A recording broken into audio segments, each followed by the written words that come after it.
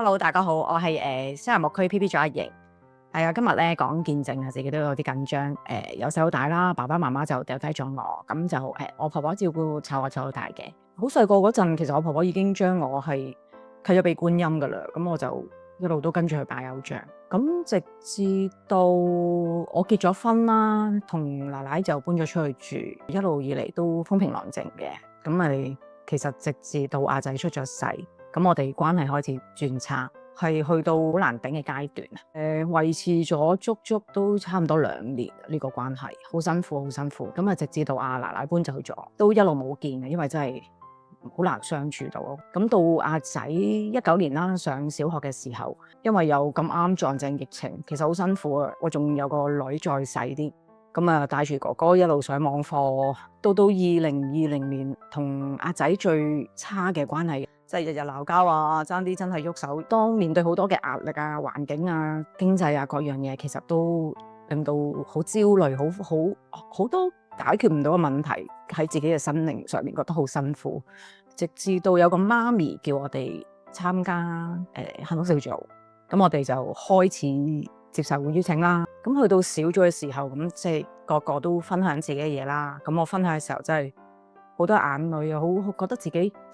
即係好多嘢都比人差，小組嗰啲姊妹好好啊，知道我有好多唔開心嘅位，佢都為我祈禱。祈完禱咧，我都個人輕鬆咗，我有能力再去面對我嘅家庭，去湊住我2個小朋友。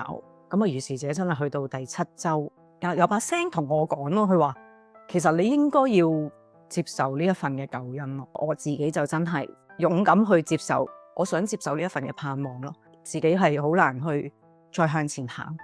係要有同行者啦，到完晒幸福小組啦，咁我哋要入經領神營會啦。咁喺營會嘅裏面，上帝好好，佢釋放咗好多好唔開心嘅眼淚。再去聽牧者講嘅時候，佢話我哋基督徒原來要守10誡。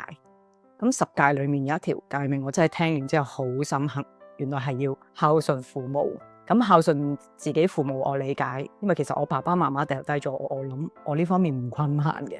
到原來係要孝順埋丈夫嘅父母，我覺得好困難，因為我哋嘅關係由好變到好差，再要慢慢拎翻起呢份關係，我覺得好辛苦。年幾2年冇接觸嘅奶奶點做呢？要咁我一路祈禱啦，即係希望上帝會帶住。